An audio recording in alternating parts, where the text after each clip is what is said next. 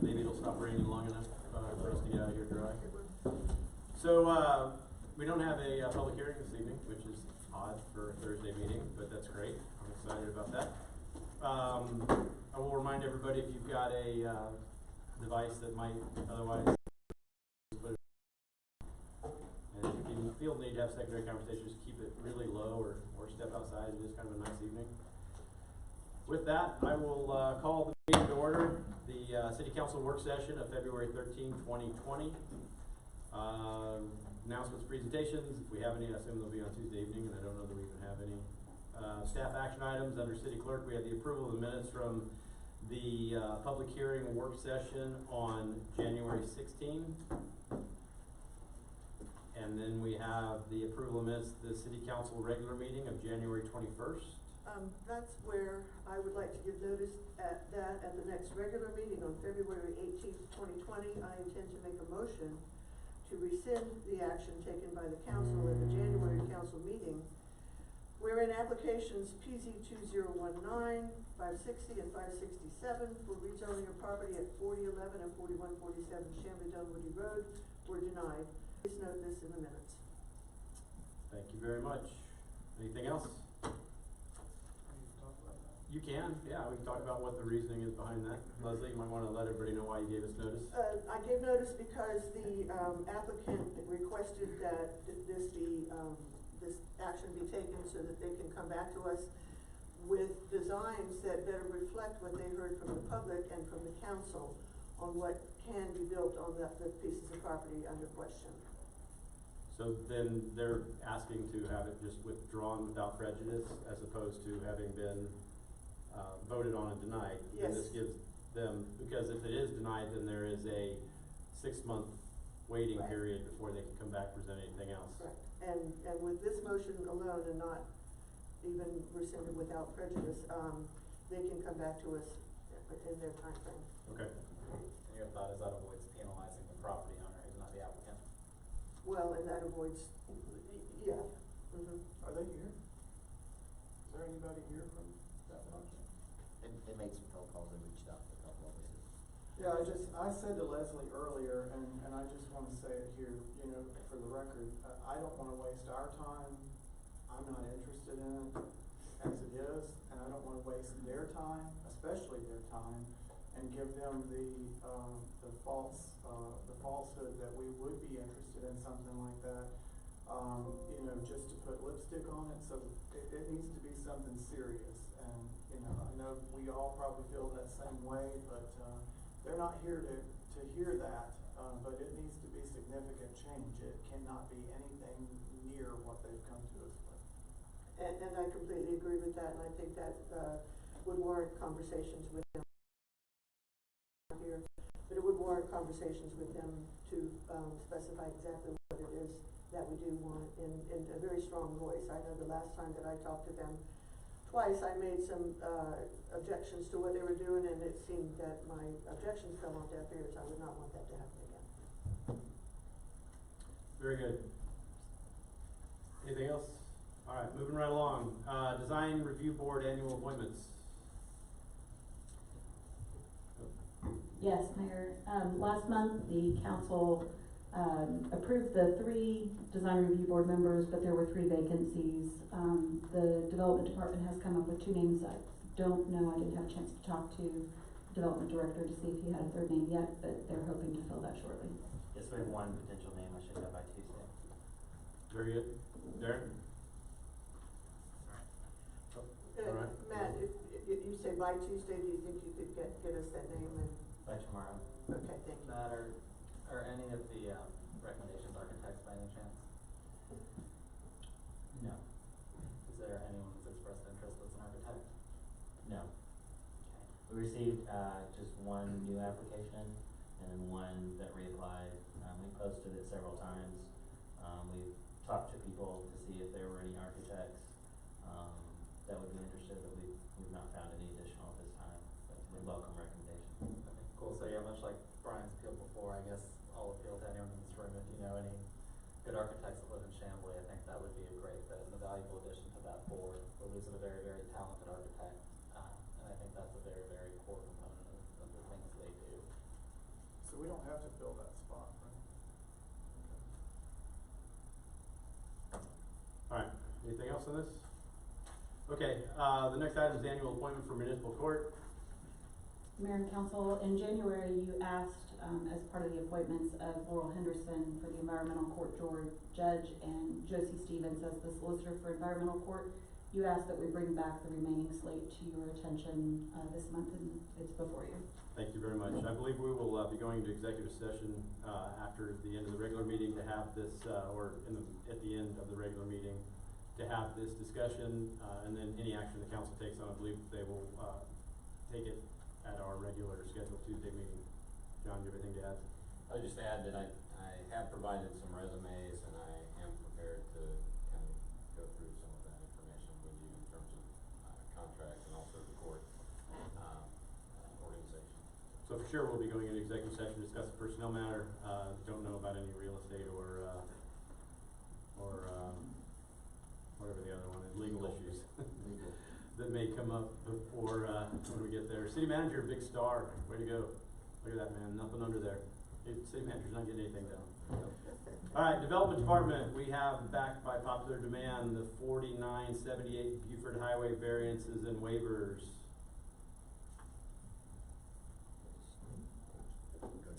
Yeah, we've not received any further information on this, so it moved forward as, Okay. it was presented. But we don't have nothing new to add, okay? They didn't reach out to you? They did. I've not done my job well on that, so, but I've already spoke with the applicant, and I told them this would be moving forward until Tuesday, and I would have any questions, concerns I had addressed by them before I move forward. Okay. Community redevelopment tax incentive program. As mayor and council, this was a item that Councilman Mesa asked us to look into. The blight tax program is actually a program that was adopted in 2002 by the state legislature. It's called the Community Redevelopment Tax Incentive Program. Several communities have adopted this tool. It's just an additional tool for code enforcement. It allows the city to place an additional tax on properties that have been blighted and declared blighted by the city. There are several that have adopted it. Most recently, Statesboro adopted. There's other cities mentioned in your packet. The legislation doesn't put a cap on the increase in taxes, but most communities do between 7 and 10 times increase. The most recent was Statesboro did 8. So I put in the memo a recommendation to move forward with the ordinance, and then looking for your recommendation on what multiplier you'd like to use. My recommendation is somewhere in the 7 to 10. Obviously, the higher, the more likely it is to be effective. I will point out that this is not a tool that would be used very often. It cannot be used towards single-family owner-occupied housing. It is only for commercial property. It can be used in some cases for rental properties, but really geared more towards commercial properties, and it really is kind of a last opportunity to come into compliance. Once a property is determined to be blighted, they do have a 30-day appeal period to appeal to mayor and council. That's it. I have some questions. What happens if they refuse? If they refuse, well, we would work with the tax assessor, and then it would automatically be added to the tax bill. Okay, and so it doesn't apply to single family owner occupied. What about single family, but the owner doesn't occupy it? What if it's abandoned? If it's vacant, Yeah. then I believe there is some, there's not a lot of policy and cases out there, but the legislation is pretty clear to say single family housing that is occupied by the owner. So I think we would have enough leverage there to use it on a vacant property. And Matt? so the only other thing that I want to be really clear that I understand is after the fact, and this money is essentially given back to them to use? So it's not, it has to be used for some community development purpose. It can be used to remediate other properties. It's really kind of loose. It does say community development, so it could be potentially used maybe on a park or sidewalk. It's limited to the amount of cost that it would take to bring the property into compliance. And then also after the property comes into compliance, they get a subsequent decrease in their tax liability. So that ranges typically between 1/4 and 3/4 times their current rate, and right now I've recommended just put them in the middle at 50%. Okay. So they do get, once they bring it into compliance, they do get a break for 3 years. Karen? Matt, my question is, you have here in your recommendation that the research available does not indicate a lot of success with this program. Do you have any, can you define that not a lot of success? So there haven't been a lot of people that have actually implemented this they've adopted the ordinance. There's not a lot of data out there about people that have actually pulled the trigger on it, and I don't know if that's because they've gotten people to comply before, or there just wasn't maybe a will to take it to the step of actually applying the tax. Okay, so there's just not a lot of research, not that There's just the not a research lot of indicates that it's a research. bust of a program. And the cities that are in the research have just, a lot of them have said, you know, Albany itself had said that they adopted too low of a multiplier to where it really wasn't effective. It'll be interesting to see the ones that have adopted it more recently, if they'll actually implement it. Councilman Mesa, did a program in Savannah that looked at their use of blight tax and other economic development tools, and it seems like they have been pretty successful in terms of how they use that. I don't know if it was in terms of the actual properties, if it was taking that dollars they were collecting to in turn purchase other blight properties. But I'm looking at John to see if he agrees, but I was pretty impressed with what we saw there, so they may be a good one to just reach out to and see what they've done that's made it successful. Sure. And maybe Chief could help us with that a little bit too. Well, success could have been measured, I mean, in the sense that the threat of this particular tax, you know, brought the properties into compliance, and that'd be hard to measure as opposed to that, you know, they had so many properties. So I still think it's a good idea, and you know, hopefully we never have to use it. Hopefully the properties become in compliance. Very good. Any other discussion on this item? All right, moving right along. We have number 3 under Development Department is the Community Development Assistance Program Housing Study Application. For the GIG program, Georgia Initiative for Community Housing, last year to be part of their study to look at housing needs and affordability in the community. One of the things we realized when we didn't receive that is a lot of the communities that were awarded that entrance into that program had some kind of baseline housing study. So the point of this program would be to apply for ARC CDAP funding. It's a $5,000 match, and they would help us to develop a housing inventory, looking at what our current housing stock is, what are our needs, what is affordability to Chamblee as it relates to the rest of the metro area. So we'd be looking for you to authorize the mayor to sign this resolution to support our application to the program. Discussion? Very good. The GIG program's an awesome tool that opens up a lot of doors. We appreciate you continuing to follow that path and working through this to hopefully get us involved moving forward. I'm thrilled about this, and do you know how many other cities are applying for this? I don't. Okay, didn't know if it was super competitive or if the door was relatively open. Yeah, I think last year, I think they awarded maybe 20 of these. So, I mean, they have a lot of partners that also, so they have a list of partners and they have ARC. So I think if there's a high demonstrated need, our chances are good. We did get one last year, the food insecurity study that we partnered with Open Hand Atlanta. The city of Chamblee actually paid the match towards that last year. That's an ongoing study, so we've had success with the program in the past. Great, good job. Okay, the next item, Rail Trail Segment 6, the Guardian Storage Easements.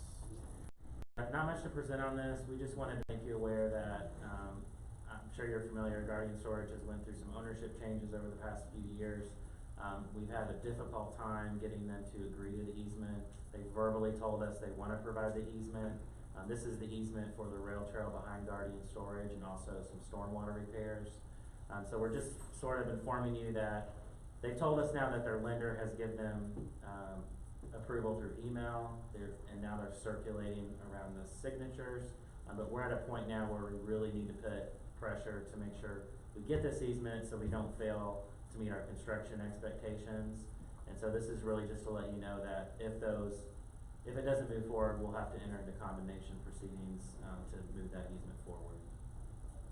Discussion? It's the need for the stormwater that happens to be on top of the trail that's really the driving force by giving us a sense of urgency. stop things like Pierce flooding and that kind of stuff. That's correct. That's correct. So what is the timeframe on this? On which part? On where we recognize we have to pull the trigger on contract? So I feel if we can get written approval from them within the next 30 days. This item has been out there since December, and so, you know, I would say that we pursue it, promptly.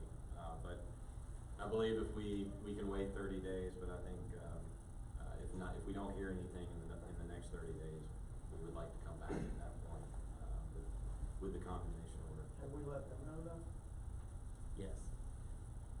So what you're asking for us is simply to pass the resolution enabling you to do that, not necessarily. Not at this point tonight. This is really just an informational, Okay. discussion to let you know that it's a issue that we're dealing with, and we may be coming back to you next month Okay. with an official. So does this need to stay on the agenda, or can this come off the agenda? It can come off the agenda. Alright, that can come off the agenda, so there won't be any action on this coming up. And hopefully, everything works out. Alright, police department, we have police vehicle lease agreement. Chief. Thank you, Mr. Council. Before we have an approval of the enter into a lease agreement with GMA for the purchase of 5 marked units, the budget, the 2020 budget approved the purchase of 4 vehicles, but we have 1 vehicle that was totaled out, and we received the reimbursement for. So we're gonna do them all 5 vehicles under the lease program. For that, to enter into that agreement. Any discussion on this item? What are we gonna get this time? Anything new?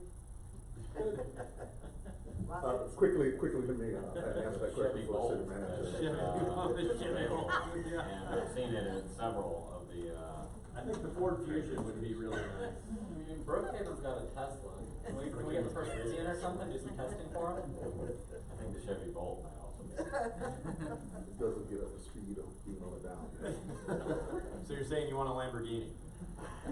How about that new Hummer truck? But it gotta be true, actually. I wanna be a good steward of the taxpayers' dollars. Good answer, good answer. More Explorers?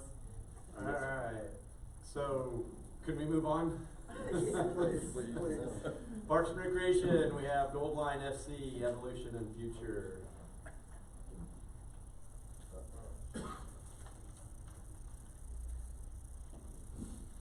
Hey everyone, I am Kevin Farrow. I'm the coordinator of Parks and Rec. So a little backstory here. In 2017, Gold Line FC partnered with the city of Chamblee to provide youth soccer. Jon Walker is the culprit of that. His program has 3 levels of play. There's Recreation, Academy, and Select. When the city was running it, we just did Recreation. We didn't have the Select and the Academy. Gold Line FC has been very successful with their generational approach and commitment to doing things the right way. Today the program has had over 1,000 families come through, and that number continues to grow. So to speak further about the program and going forward, Mr. Jon Walker.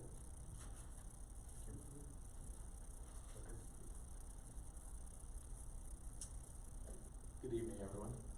Thanks for having me. My PowerPoint device here.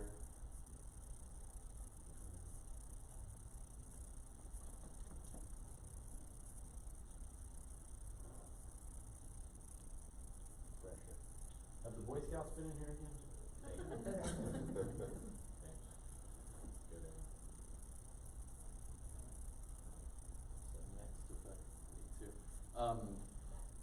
Like Kevin said, Kevin, thank you for the introduction.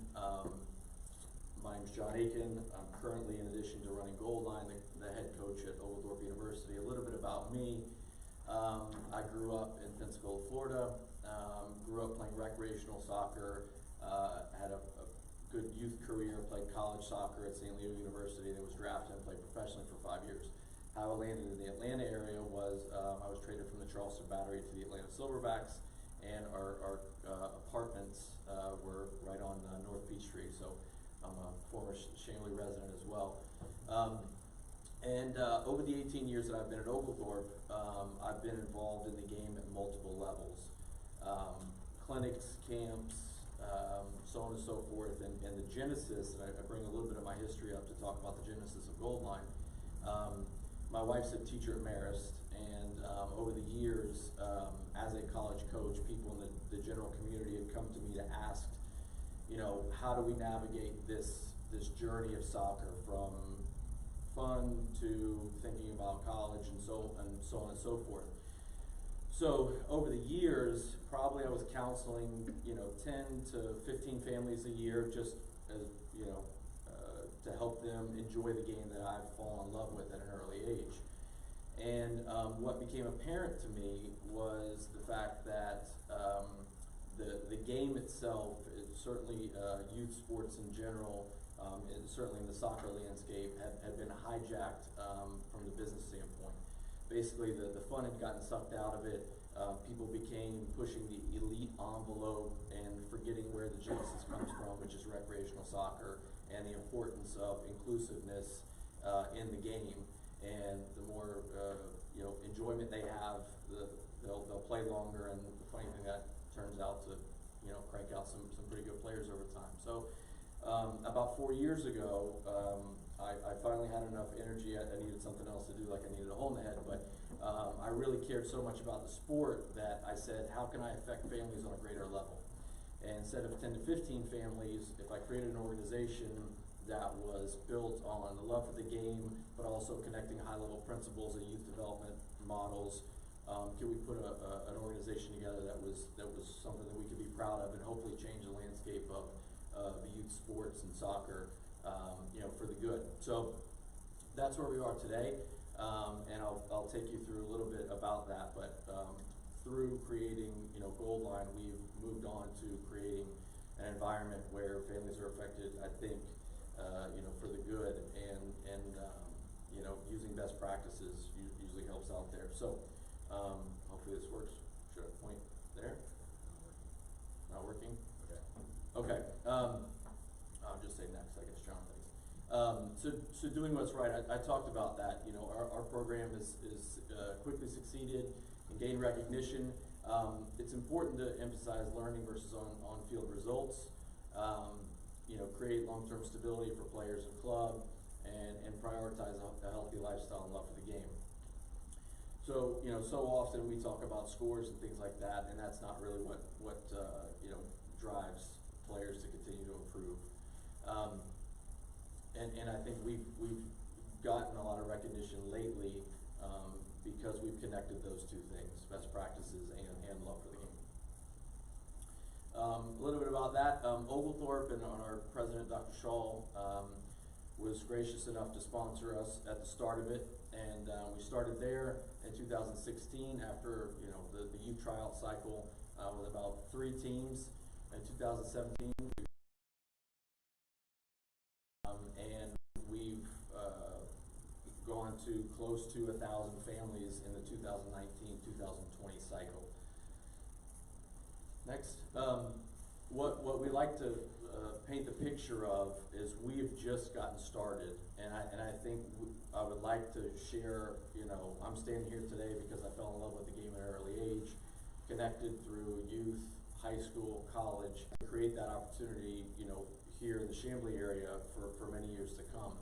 But that takes time. You know, in the optimization stage, you know, we need to build an ecosystem, and we've done that in recreational academy teams. You know, what we'd like to do in the near future is establish some significant local regional tournaments. And we have existing need-based scholarships, and we are approaching and have been approached by some significant local partners and significant corporate partners, you know, to join us. And I think, you know, at 20 years, we can move into the point where, you know, we have teams competing for national championships and things like that, a huge recreational soccer base, and those existing partners and partnerships we can leverage for, you know, for the good of all. And, you know, a thought for the future is to try to make it as easy for families to connect to those fields and locations, and, you know, how can we connect, you know, hence the Goldline name, you know, local municipalities, you know, centered around the Chamblee area to come in and experience some of the programming that we're putting together. Our approach in general connects all the dots. Players, making it fun, development, we talked about that, and a holistic child approach, good sportsmanship. Coaches, there are a lot of people that know the game, but teaching the game is quite different. So we try to really educate, and we do educate our coaches, standardizing lesson plans, long-term development, and then parents. Parents they can be great parents, but they don't understand how to be great parents on the sideline and support that. So we really try to educate them on sideline behaviors and setting the right examples for our children, by treating opponents with respect, referees with respect, and then over time, I think winning's a byproduct of that. I've talked about the club and what we're doing at the club level and the community. We'd like to create a community. Our players are, playing longer. For the first time in soccer history, the participation rate has dropped from 13 to 11. I mean, in my opinion, that's tragic. And where does that come from? In my professional opinion, it comes from the emphasis of too much too early. Kids are starting at 5 and 6 in elite programming, and what that does is it puts pressure on the children because the parents are paying high-level dollars to do that, and then because they're just kids, they could be forced to be in situations, to produce results early, and that's not what produces elite level college and professional players. There's certainly the age-appropriate journey for that, and we need to help not only our players, our coaches, but our parents understand that, so we can collectively create an environment that's going to last a long-lasting, or last a lifetime for our players. Thanks. I've talked about myself and my partner Luke Collins. As I mentioned there, I work with U.S. Soccer as a national team scout for Atlanta. I identify the players that are going to move on to the national team in youth, and then I consult for the MLS, for the Atlanta market. That's a tough one, evaluating Atlanta United. So, and then I've done all my licensing, and I coach for the state of Georgia to educate our next generation of coaches. Thanks. This is a little bit of kind of how I like to paint the picture of the age-appropriate or the moments when winning is important. Winning is important, very important, and at the highest levels and at the professional level, it's the only thing that really counts in a lot of ways. People win and lose their jobs on those, but that's not important at the recreational level. That's not even important at the academy level. And we need to stress the importance of spontaneous play. Our youth don't get the opportunity to play in the neighborhoods very much anymore. They don't get a chance to just go out and say, "Mom, I'm coming home at dinner." So we need to create those types of environments. How our culture has changed, and we've implemented that practice play model into our practices. So, and then when you do those things over time, even at the professional level, you can get a beautiful game with all the learned skills. So. General area that we are drawing from right now, obviously put Oglethorpe there. We have quite a few people from Brookhaven, quite a few people from Chamblee, but we're now drawing from the Dunwoody and Doraville areas as well. And those are some key schools that some kids are coming from and participating in. And I think if we do our job well at the youth level, those high school programs are going to benefit from that. High schools can, that's going to cultivate their identity as a high school. That's going to cultivate their identity as a winning tradition. And the players that we affect at the youth level are going to, hopefully change the identity of some of those youth or those high school programs as well. What I would like to, talk about is a shared vision, and I think we work better together with our combined strengths. So, to develop a 10-year strategic plan about what this is going to look like, and we can't do that, on our own. And I would like to continue to work with, Jody and Kevin, who have been fantastic over the last 3 years, in addition to some of the initiatives that the city has for the future of the facilities that we use and things like that. And we are willing to partner, not only by offering our expertise, but financial commitment as well to help fast track some of those programs that may be in the work already. I've talked about some of the social benefits, pretty straightforward. As a byproduct of some of the things that I alluded to earlier with regards to tournaments, or even games, when you have facilities that are close by to some of the shopping and the restaurants, you know, if you have a kid playing at 8 and a kid playing at 12, they're probably gonna go get something to eat for a little while. And in addition to the larger tournaments, you know, you bring in, you know, a few hundred teams and they're, you know, staying at local hotels and things like that. So there's a lot of, I think there's a lot of benefits to not only the youth, but also the economic, you know, benefits of some of those programming that happen over time. Thanks. So, you know, obviously we've been approached by several big corporations, and you know, they want to help and they want to know what our plan is, but we're operating on a you know, basically a rental annual contract, and I think it'd be very hard to leverage some of our, you know, goodwill and potential significant asks of those organizations without having the concrete nature of what, you know, a 3 to 5 to, you know, 10-year plan would look like. So I would like to explore some of those in due time, and I know tonight's about an informational session, but I wanted to put that out there and hopefully collaborate with Jody and Kevin and the city to provide some of those long-term plans that I alluded to in the presentation.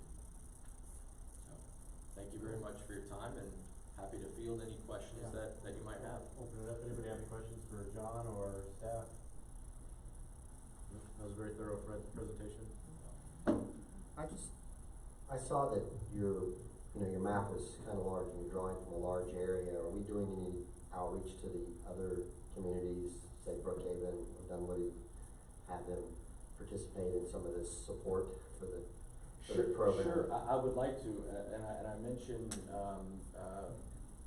about, let me ask about, are we reaching out to those? I just want to, it could be to staff. I'm just wondering if seems like there's a lot of other communities having their kids participate in this program that's, so far from what I'm seeing, is supported by Chamblee, City of Chamblee. Yes, we are drawing from some of those areas as well, and we would be open to that. I mean, candidly, you know, obviously, hopefully, you know, I portrayed that soccer is, and youth sports is, you know, what I'm very passionate about.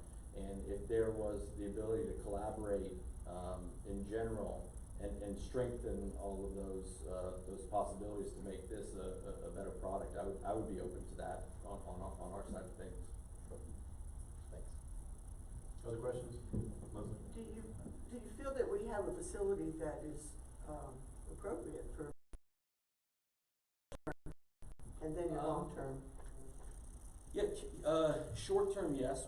We are getting very close to capacity, and getting into the details here. You know, Keswick is a very useful facility, and lights are a big piece of that. We would be willing to partner and immediately in this with regards to enhancing that facility. What I mean by that is turfing it. You know, I understand that there's master planning involved. I understand that the council has long-term visions, and I understand all that. But I wanted to tell you guys that we are willing to do that immediately. I was telling Kevin that we didn't train last week because the weather is bad, and we're not training this week because the weather's bad. A lot of those things go away with turf. And you know, with regards to Dresden, not having lights really limits us in our daylight savings times. So about half of our 8-month cycle is affected by that. So I would like to explore what those possibilities are, and I understand that there is significant long-term planning surrounding that, but anything that we can do to support the short-term and the long-term, we would be happy to be a part of that conversation. So I think I talked about some of the limitations. So do you have a natural idea of what you would want a long-term contract to look like, or you have not really had enough discussion about that?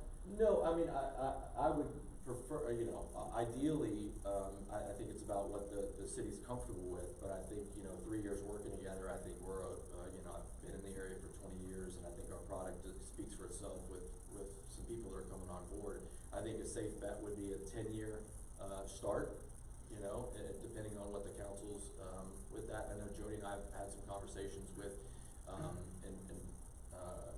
she could probably tell you as well that, we understand that, by coming in, it's not just us. There's other people involved, there's other programming involved that we would cooperate with, and then that's what being a true partner is all about. But if you can limit some of those things or accentuate some of that programming by having better facilities, it just makes the life easier for everybody involved. Other questions? Very good. Thanks, John. We appreciate your presentation. Thank you very much for your time. All right, everybody's favorite, F for finance. Who will be fielding this is you, John. We've got a Comcast violation resolution that was moved forward from last month. Thank you, Mayor. We did, yesterday afternoon receive, a letter from Comcast, offering to pay, $130,000 and, $130,631.38. That is the equivalent of 7 quarters, or essentially 3.5 years of the base payment that they did not make to us. And it includes plus $6,000 for the audit fee. We had sent them a letter, and we've been negotiating with them and made them aware that the city believes that it's actually $185,000 that's owed. That would be for 4 full years, and it includes the interest on those payments, which is due to the city. So at this time, we can accept this offer from Comcast. Again, I got it yesterday afternoon, so we haven't really had time to negotiate in that way, or we can go another month, or, my recommendation would be that we adopt the resolution for the violation resolution as presented, and then we give ourselves some time to negotiate. If it doesn't work out, we then have, we can move forward without coming to council again. And that violation resolution does allow us to, at that point, essentially, go to court and seek what we're owed. So those are our options at this time. Very good. Discussion? John? So you said 130,000 plus the 6,000 fee, but this paper memory says it's 124,000 Yes, plus it's the 6 130,000 for 130. total. Yeah. So let's make sure that was correct. And then understanding this, passing the resolution doesn't mean we're automatically going to court. It just means that we don't have to talk about it again when it's right. Once negotiations have not stalled or paid.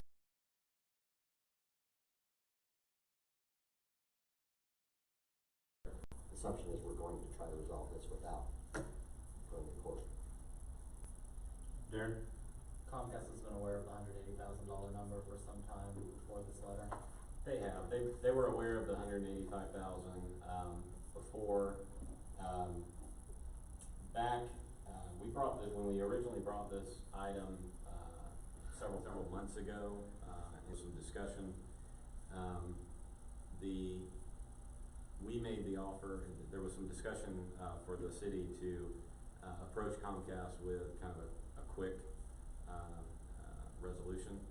We did approach them about paying $124,000. That would be, I assume, where this number came from, and to pay it to us then. At the time, they wanted to wait until they talked to DeKalb County. That was last year, so it's been out there for a long time. So after the last meeting, we did outline the in a letter to them the $185,000 and where that number came from. So we've known about it for some time. It seems like they should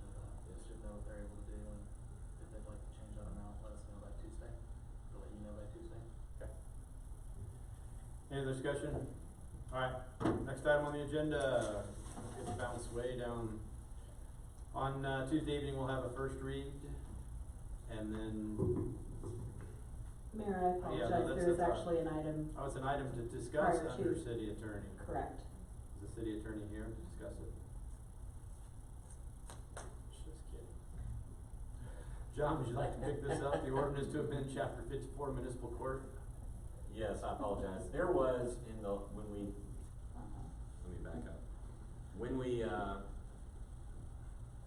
moved forward with the charter change, and amended the municipal court, ordinance, one of the amendments, actually changed the way that the, court dates, and times were set.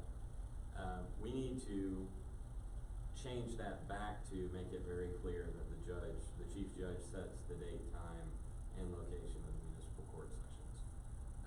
So that is what this ordinance would do. Very good. And that would move to a first read. Is there any discussion on this item? So that will move to first read. We let city attorney know. He wasn't here. Tuesday. No, it's the first read. No, you don't have to vote to move to first read. You can just move to first read. Unless somebody objects. No. No objection. Okay. Your If Honor. somebody objected, then somebody has to make a motion. It just gets kind of ugly. All right. So second read of ordinances. Welcome, Karen. I'm glad you're here. We'll have two second reads: animal safety ordinance and amendment to defined retirement benefit plan. All right. Moving right along. Everybody gets a big old star except Darren. He wants to talk about Pedal the Parks hosting.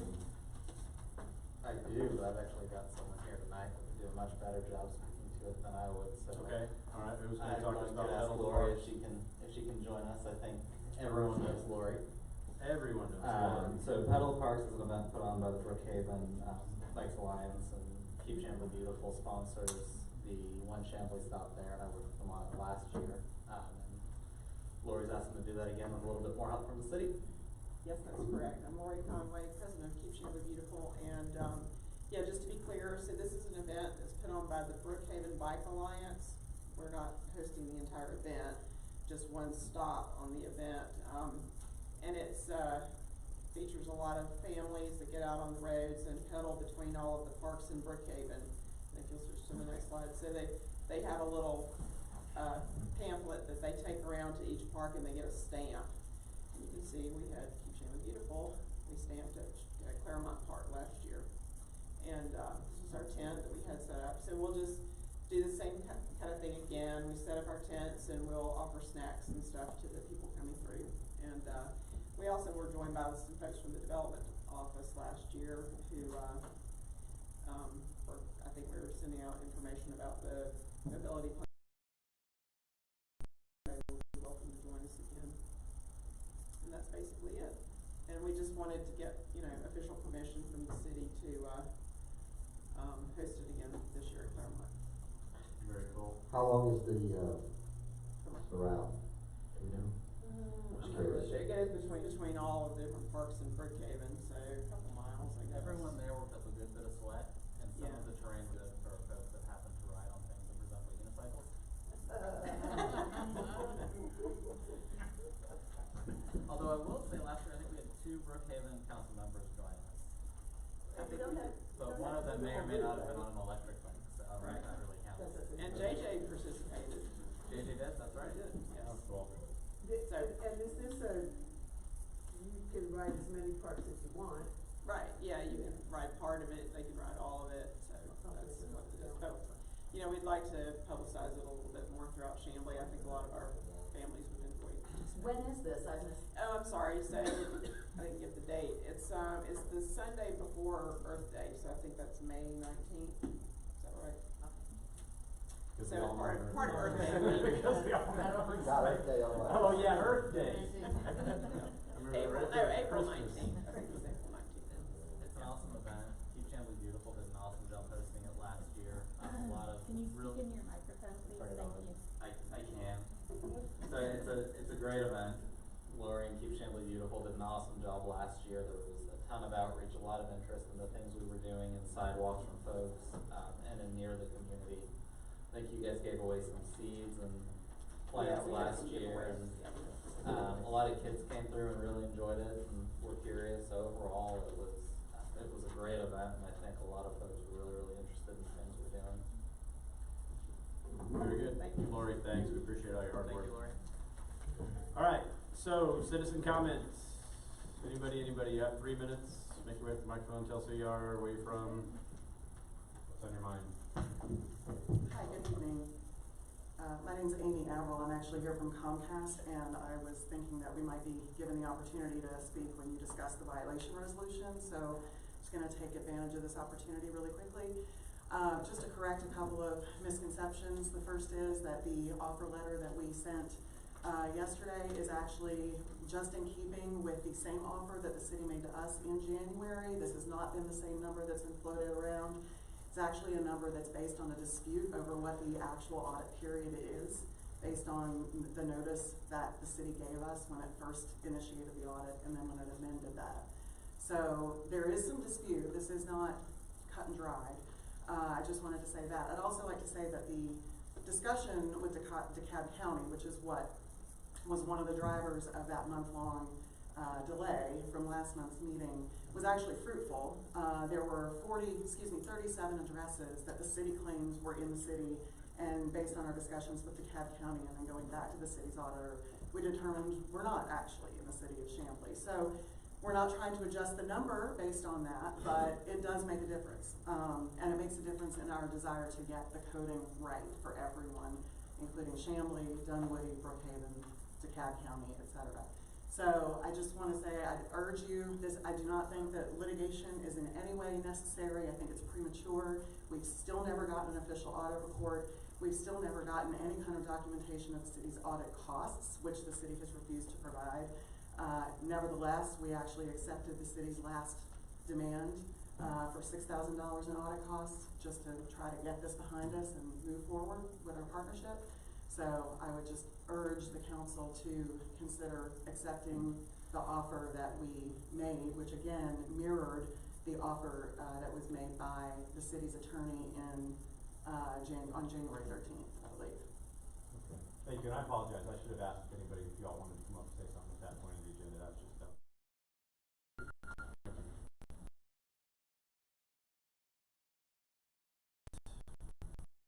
No. All right, well, I know we need to go into executive session for personnel issue. Do we have anything else, John? Okay. Very good. Motion second to enter into executive session for personnel issue. All those in favor? Passed unanimously. I will let y'all know that we go into executive session. We will close out of the executive session, reopen the regular meeting before we adjourn.